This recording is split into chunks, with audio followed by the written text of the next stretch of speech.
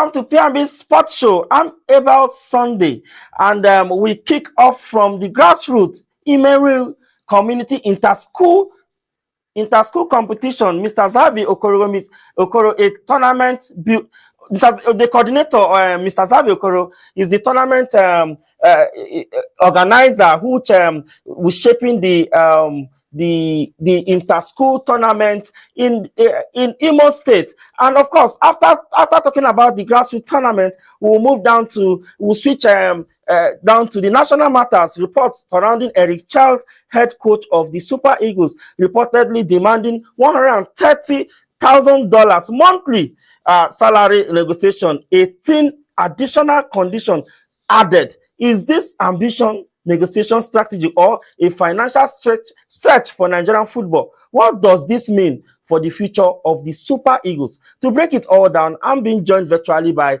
our in-house sports analyst, Tom Aroko. So grab your teacup because P&B Sports start now.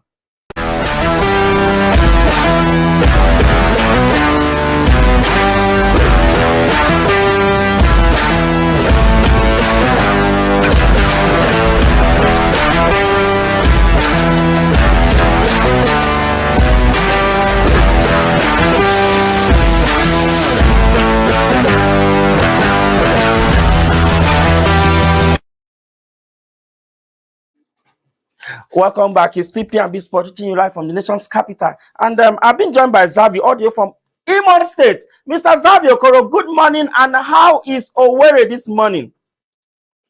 Good morning, Mr. Edgar. Owerri is very, very lively. I wish you were here, honestly. You would have enjoyed yourself.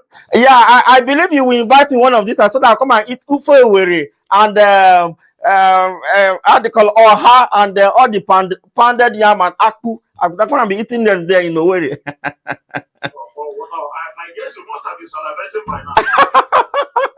Mr. Zavi, Happy New Year once more. You know, we've not seen this year, isn't it? Yes, definitely we have not seen that. That's because you people have stopped my way from your program. No, we can't do that. There's no way we can do that. But let's dive into the conversation, Mr. Zavi. You are one of the coordinators for Owerri Community Football Championship. And this is the first edition. How is this important to the grassroots development in Owerri? Thank you, Mr. Ebel, and thank you, my viewers. This is secondary school football competition. You know, growing up, this is the games that brought us to the limelight. And just with a twinkle of an eye, the whole thing disappeared. I know when we normally play something like Shake Up, and these are one of those things that brought up some of the players like Ihan and Chuko today, that made them what they are. But today, our Ministry of Education, our school board of directors don't even care about it any longer. So it takes us just few of us here that say, oh, when we look at this community, we now decided to say, oh, Imerienwe, since it is our own community, let's start from there to see what will happen, whether people can pick up from there and then develop grassroots football. Grassroots football in Nigeria has brought us many victories, like the first Nigeria under 17, captained by Mboka Obade. You know that all these people came out from the secondary school, and that was where they were picked. And today, they no longer talk about it. So that's why we, like with the initiative of Reverend Father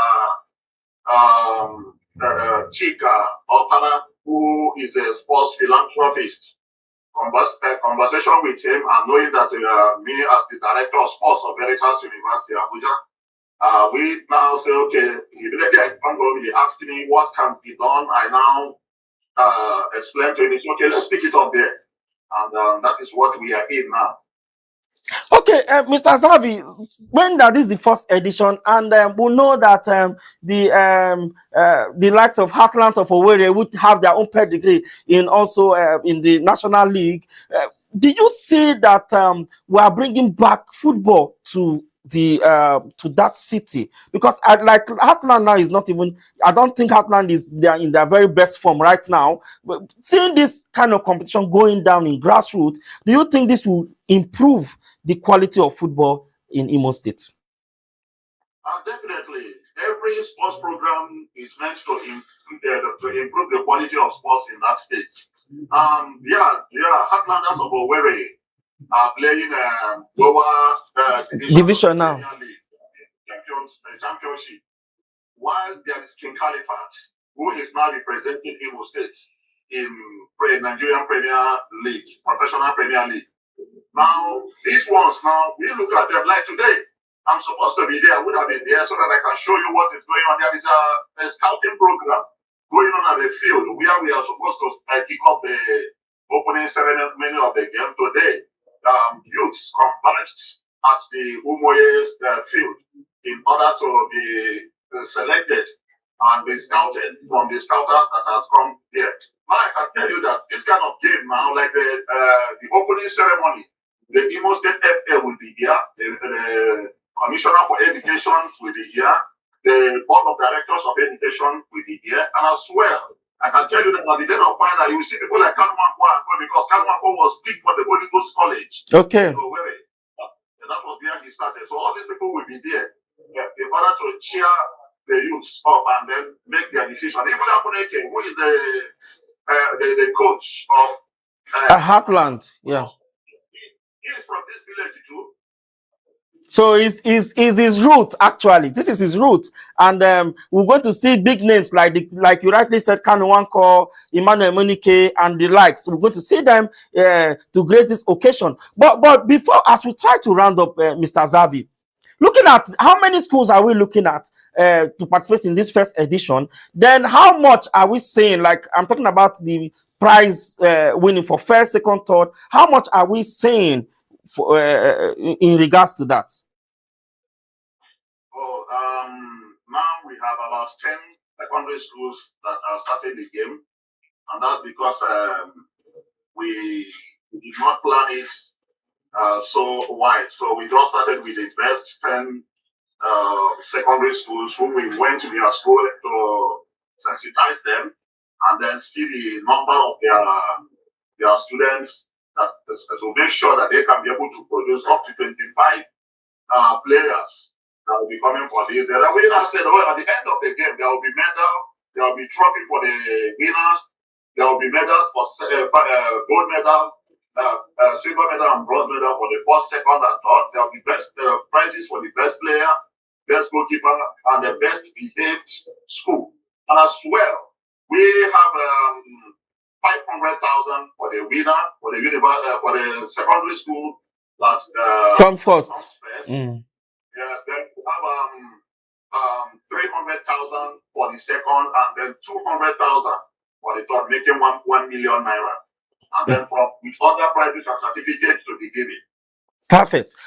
Then as we end with this, Mr. Zavi, because I know you're a very busy person, as we end with this, what is the mood of screening? Because most of these schools, when you see this school tournament, they tend to use mercenaries. How do you intend to curb that? Oh yes, being part of the Gombe State team that traveled to England after the Shell, that went to won the Shell, I have gotten experience in most of these things. Like, we are not looking at ID cards. We are not looking at anything. All what we know is that you give us the name of your players. When they come out, we ask you, bring out your register, the cumulative register that you registered the student, because immediately they are admitted into the school, they will be registered for them. And there's no how you can go and cancel that place. So immediately you give us the name, you call the player to come, and we snap it and keep it, so that any other player comes from anywhere to tell us I'm the one, it's not my name, it's not this. And there's something I want you to understand.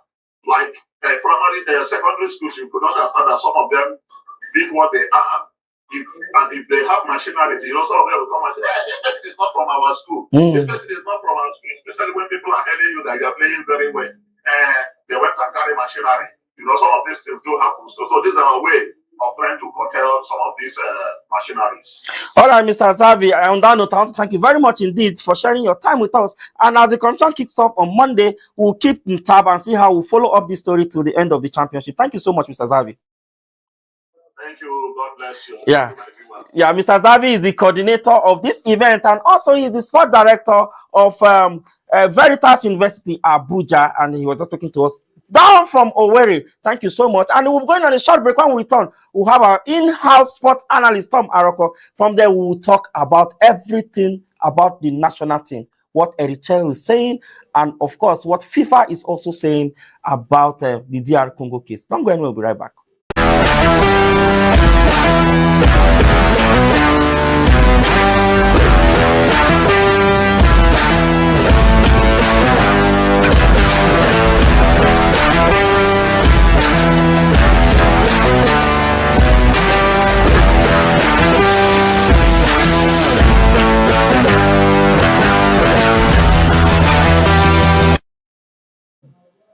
Welcome back. It's P&B Sports, reaching you live from the nation's capital. Tom Aroko, it's good to see you again.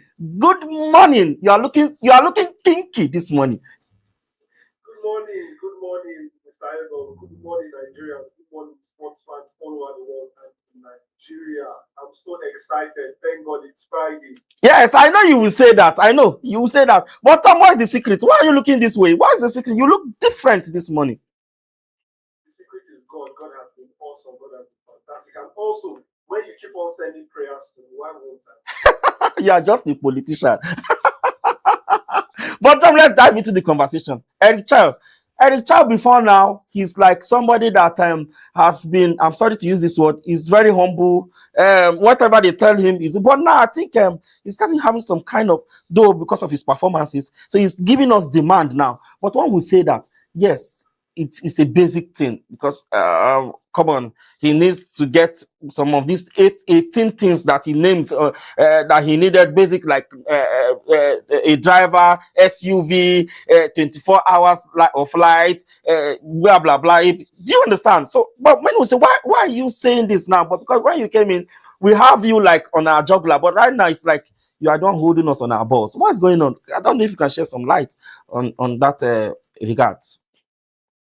A lot of Nigerians have come to a lot of action saying that when you give a man your palm, you might just end up taking your full half palm or sleeve.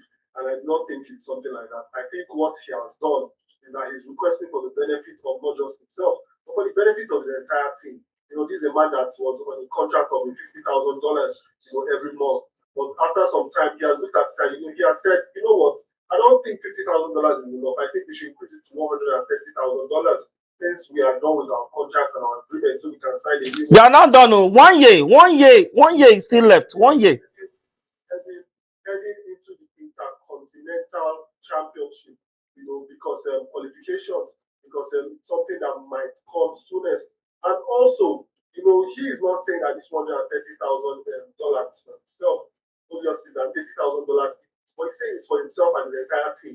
If you recall, in Morocco, the coaching staff that we saw was extremely different. We saw him fly in a coaching staff that he chose by himself, his own personal coaching staff from different parts of the world, which is what actually, to my own opinion, helped the Super Eagles to perform based on they were able to get some match analysis. They were able to analyze a lot of things with pre-match analysis and analyze the things that they were going to play and analyze the best fit for each player's position as well, which is what I think they did that actually helped them. I don't even think it's much of what the players did. I think the players were motivated by the coaching staff that they saw at that place. But one thing that he has stated, him apart from the money aspect, financial aspect, he mentioned 18 other things. I think he mentioned that he needs an SUV with a chauffeur also, which means he needs a driver and the like. Also, he said he needs a house with 24 hours uninterrupted house. And take light and take note. He said he just wants secure. I need a secure house with 24 hours uninterrupted light so that he can be able to work without having any issues. Then he also stated that he needs an office that would also have a projector so that he's able to analyze matches, and prepare for other matches. But one thing that people are not talking about is the fact that the caveat here, he asked for, he needs to be able to choose his team, Super Eagles squad, without interference from anybody. This is something that a lot of people have been talking about from time immemorial. Because we've seen a situation whereby the NFF have been mad with corruption allegations in terms of bringing in players, instead of allowing the coaches that they actually bring in to be able to select people that they can work with as well. So it's something that I applaud him for, because it's something that's going to change the trajectory of what the Super Eagles is facing right now. Then also something that he also said was that he needs to make sure that he's able to have a structured scouting team that is able to scout from our MPFL here or from our domestic league so that he can get players that can move into the under 17, the under 20, and the under 23. And I think this is a strategic move. And I think that it's not just something that he woke up one day and said, you know what, I want to be greedy. Because actually he's having opportunities from a lot of teams. I think the Marseille team is calling him to come in, or he's trying to weigh his options as well. So when you look at it, you see that for a man to say he wants to scout from under 17, under 20, under 23, then you should know that this is a man that actually plans for the future, which means he wants to be able to groom these players from under 17, move them to under 20, move them to under 23, and see how we can move them to the national team so that we can groom our own local players and also match them with the international players that we have and see how we can push these players to the limelight as well. So he's not being selfish. What he needs the money for is the entire team. He's not, and I'm not sure that he's going to get a lot of money from it because if he was able to manage the entire team with $50,000, then also you should be able to reward him for manage the entire team to $130,000 and be able to allow him to build his team. So I don't think that for this this is too much for him to ask. Just imagine this is a guy that has had 7 wins and 3 draws as well. This is a guy that took us to the 3rd place in the Morocco AFCON as well. This is a man that has done a lot. A man that inherited a team that was 3 points from 4 games, but took 14 out of 18. But Tom, I hang on a little. I think I will agree with you totally that yes, what he demands is just basics. Is something that this is 21st century. This is 2026 for Christ's sake. So demanding for 24 hours, like I don't think it should be alien to anybody. That should be something that is normal. Demanding for a SUV car also, after all, our senators, they are using that. Demanding for security, we know the current of the state of security in the country. Yes, he needs that, which I think, yes, every normal human being will also want to be secured. Yes, also demanding that he should have full control of how he will select his team and blah, blah, blah, who to invite to camp. Yes, every coach will need that. We want him to have all these things in place. But don't you think what is bringing this conversation is the offers that he's getting from different angles? Don't you think that's why this conversation is coming up, that you have to give me that, because you didn't say that earlier before now? Well, probably after the Nations Cup ended, then you started getting offers and you started demanding this. Don't you think that is where the whole root of the problem is? Honestly, I do not think that is a problem. No, I'm talking about the agitation. Don't you think that is where this whole thing is coming from? Yes, it's a normal thing. When you have offers on ground, yes, there's something about passion. Passion leads you to do a lot of things. And then this is a man that has come up and has said, you know what, give me a from what he has demanded, what he's asking for is, give me a long-term plan so that I will know that over time these people have me in mind, not just that after the World Cup that I'm going to be out of the roses and actually lose the other offers that I have. Okay. I think every reasonable thinking human being will actually think. Okay, Tom. And honestly, for me, I feel that if what is asking for is not met, then he has the right to do whatever. Okay, Tom. But from your own angle, do you think he's the right man for the job? Obviously. This is a man that has sacrificed a lot. This is a man that led Mali to before he came in. He led Mali to I think the quarter-final. Yes. That was last before this one. Yeah. Oh yes, this is a man that came in. He has gotten 14 out of 18 points. He got for us to keep us to contend for the World Cup. This out when what he meant was about 3 points. So you know that this is a man that's been with us since January. He looked at the problem previously in the World Cup qualifiers and he said, you know what, for the AFCON I'm going to bring my own team, and that was what he brought his own coaching team, he brought his own analytical team. So he has made a lot of sacrifices. So I think that what is demanding for is not too much. Okay, as we don't have time again, as we try to wrap up, Tom, do you think, in one sentence, do you think the issue was yes, I'm talking about the petition to DR Congo from NFF, sorry, against DR Congo for NFF, and news broke out circulating around this internet on Monday that DR Congo has been stripped of the qualification and they've handed over to Nigeria. And of course, the NFF came out and debunked that story. But going forward, do you think this is a viable way? Do you think at the long run, if we get this, do you think it's something that we can boast or we can enjoy? Normally, that would not qualify from the main route. We have to use other routes to qualify. Is this something that we can hold dearly to our hearts? That yes, we deserve it. Before the AFCON, I came out and I said that I don't think that these players deserve to be in the World Cup. But looking at their performance in the AFCON, I think that they actually do deserve to be in the World Cup. I think that with everything that is on ground, I think that with the demand of the child that is fitness, I think that we're going to see an unbelievable performance from the team. Yes, Dr. Mohamed Sanusi, that's the spokesperson of the NFF, has come out and has debunked everything. But the way it's looking, we are having some speculations that yes, Nigeria might get the contend in the intercontinental qualifications as well, which would be that I think against Jamaica and one other country. But what is keeping FIFA from delivering this verdict? What is keeping them? Why the delay? Why don't you just do this thing once and for all and know that okay, if we're not going, we know we are done. If we will, we are, so why don't you just go ahead and deliver this early? I think what's keeping FIFA is that this is a very, very delicate issue. This is an issue of interworkings of the country, which is the Republic of Congo. Because when you look at it, you know that in Congo, you cannot hold the dual citizenship. You must just be a Congolese citizen, or you must renounce your former citizenship for being a Congolese citizen. And I think that that's the problem actually. So I think that you also have to look at the laws of the Republic of Congo and also look at the FIFA laws and see how they can make it. And it's not easy. Yes, they have about 8 days left. The Intercontinental Championship is a match, so it's something that they have a lot of time to look at. All right. All right, we've run out of time. Tom, I want to thank you very much indeed for your analysis on our sports show this morning. Of course, definitely, we always call on you and you always deliver. Thank you so much, Tom, for your analysis this morning.